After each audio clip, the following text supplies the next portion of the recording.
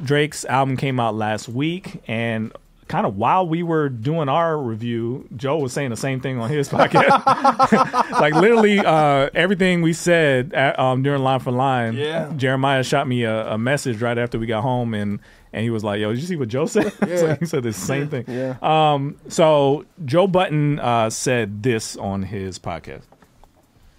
Was rapping for the rappers. I miss the Drake that when he dropped, the rappers hit him. Not these little kids. I don't give a about you and Consonant. That's going to sound like hate.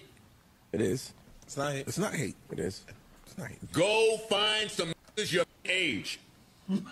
Hang out with them. Get some of that sauce. That's not what keeps you. No, that's what keeps you popping. These kids. That's not what keep you popping. And if that's the game he playing, I gotta play this game. All the older streaming music and buying it, Joe? No. Dog, all that y'all saying for me applies to the field. I have long before called this the golden child. Different set of rules apply. Correct. He's him. He is not one of them that y'all telling me about. I don't hold him there. Dog, this album is going to be the most streamed album in Spotify history. All right, so essentially the same kind of gist was, just Drake is just not. Something's wrong. Something's wrong. So anyway, they got into like this back and forth. Drake responds to him and says, like, long message, long like book he wrote. Yeah, just saying Joe ain't on his level. He's a quitter. He failed at rap, that kind of thing. So again, we're gonna talk a lot about the state of hip hop today, and essentially, it's Drake is still kind of the leader of this new school of hip hop. Yeah. And it's not doing as well. Right? How much did he sell his first week? I don't know. I think I saw something that said 400K. That's not as good as normal, right? Yeah, that's what I'm like. So I guess the question is Drake responsible for hip hop failing? Because I mean, his mantra recently has been follow the algorithm, like work with the young kids. Yeah. They like that kind of music. I'm gonna make that kind of music. Yeah. Is it working? Is it? It may be working for him, but is it? It may be working for everybody else, but it may work for him. But it isn't. If he's selling less and people everybody's saying it's not good. I think it's a dichotomy of, you got to think about it from a perspective of this too. We come from the era of pure sales. Going to a record store, buy the album, or going on digital downloads. Because remember, digital downloads happened and it started. And so I think when you have to pay for something, that means you really are invested in it. You know what I'm saying? Especially as you get older. Because when you get older, you have to now say, okay, this $20 can either go to my lunch, this $10 can go to my lunch, or it can go to a bill, or it can go towards this Drake album or whatever album, and I have to choose. But when you like younger, it's like I can use my money. If you're not wise with your money, you just use it whatever type of way you want to use it. So I think as we got and music progressed and digital downloads morphed into streaming. Yep.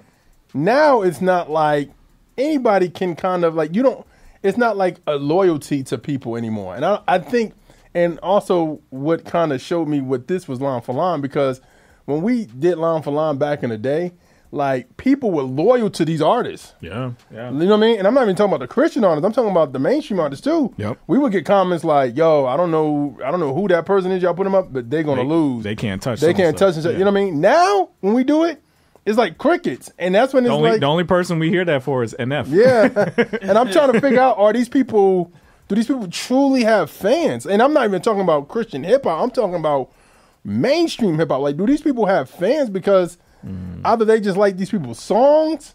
I think we have approached the reality TV-ification of music. Like where it's like, it's not about, like in TV when you got like the hit show that everybody crowds around the TV to watch. Now it's just reality TV. You turn it on, you turn it off. You kind of follow the story. You don't have to. Yeah. It's not that important. Yeah. That's kind of what's been happening in music, where some of these artists are more popular and more famous for what they do on social media, the antics, than they are for like, oh, I heard a song. Who is that? Who made that song? Oh, it's so-and-so? Yeah. It's the other way around now. Where it's what did so-and-so make? Yeah. versus I heard a song that's dope and now I need to find out who it is and now I'm a fan of that person. It's kind of backwards right now. So the people who are getting popular are the ones who can get the most eyeballs on them. Yeah. And you could do it all kinds of ways now. You could be naked. Yeah. You could put out tapes. Yeah. You could turn stuff over and break stuff and steal stuff. You could threaten people online with a gun. Yeah. Any of that stuff will get you attention and your music is irrelevant to them. As long as you have a feature with somebody who did that already and is already popular to get on your song, and then that allows you to get on Rap Caviar, then you become another famous rapper. Yeah. Then you put out whatever you want. Yeah. But still though, even in our time, we had people who was wilding out, who would do stuff, but we wasn't on no 24 cycle where you can hear stuff. You had to wait the next day to hear what such and such did at a party, at an industry party, or what such and such did at a album release party, or some fan got beat up by this rapper or whatever. We had to wait till the next day. Like now it's like, yo, you heard what such and such did? Let me show you. You know what I mean?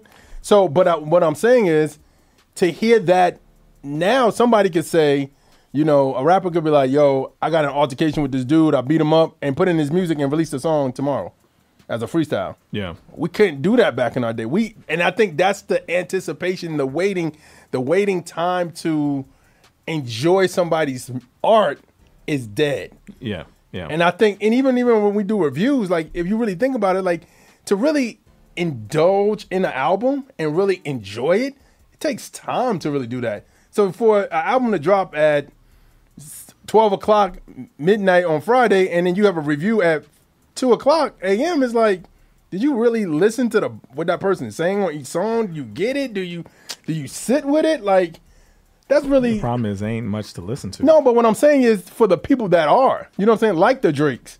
You know what I'm saying? Like, do you really, like, for people of his level, from the Drakes, the Kendricks, the Coles, like those type of people, from our space, from like the Lecrae's, the KB's, for some people, NF, so, you know what I mean? To other people in that space, if they drop a project and you do an album review on it, like, have you set with it? Like, or do you just... But do you sit with reality TV?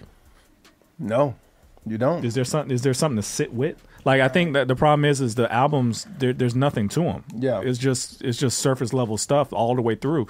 Like, even when we do our, dissects about albums, they come out the next day. Even the people we know are not Christians who have no good intentions. Yeah. It's so surface level, they don't even say nothing that outlandish on the album. Like, it's like they're not talking about anything. Yeah. It's just metaphor to metaphor. Yeah. I did this with your girl. I did that with your girl. Yeah. There's nothing to it. So it's like, sit with what? Yeah. There's nothing to it. I mean, I think, but going back to Joe's point, though, I feel like he was looking at it like from a standpoint of Drake is 37 or going to be 37 or 36 or whatever. He's in his mid-30s, and we still don't know nothing about him like that. But here's the thing. I personally, I don't think we want that from Drake.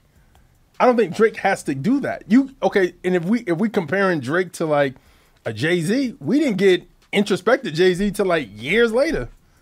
Yeah, I think I don't get what Joe's talking about because I'm waiting on him to grow up. So it's like, Joe?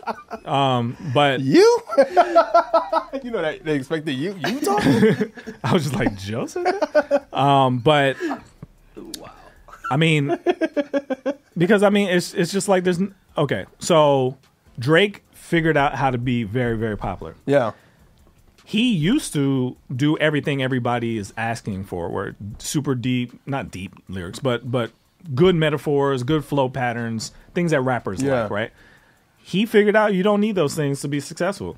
He decided to follow what the kids were doing. Yeah. So that's why he has Yachty in the studio with him, helping him figure out what he should and shouldn't do. Yeah. It just works for him. He just realized that the kids don't care about that. But the crazy thing Drake has to worry about, though, I will say this. Drake has to worry about looking like the old dude in the club. It's coming.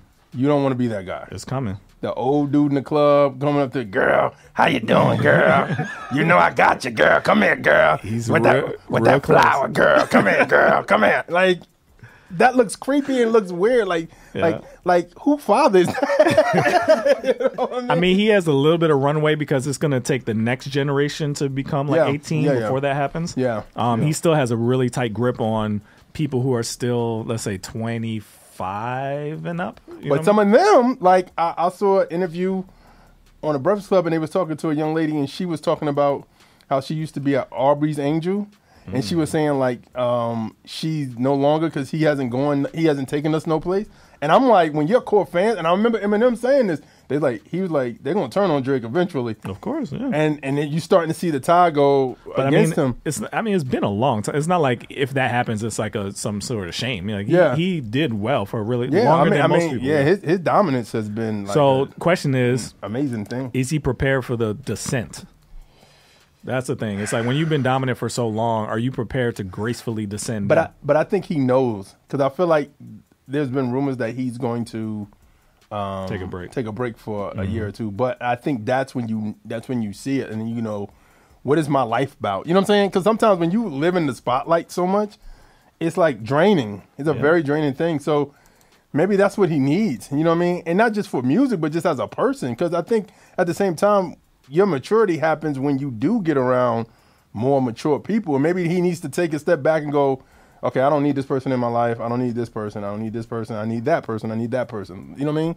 Because I think about it. You don't write that long list. You don't write that essay if that's not a nerve somebody hit. It's bothering him. Yeah. It's bothering him. Because he knows that he figured out a formula to do well, but he sacrificed what his core audience from the beginning liked about him. Comeback season. What was nice about Drake was that he was honest. Yeah. Like he was honest to a fault almost. Like he's very transparent about his feelings. And he was really good at rapping. Like it was on beat. Yeah. It was great. He decided along the way that music changed and he was gonna change. Yeah. And his core fan, his core, I don't know if they like that. I don't know if they like that. He has to get some new group of fans into his tent. If you were 14, 15, 16 when Drake first hit what So Far Gone with like 09 to you're like maybe what, late 20s, early 30s now? You got me in your 30s, but no. Yeah, every bit. Well, late 20s. So I mean, what's this? This is if 09 was 10 years ago.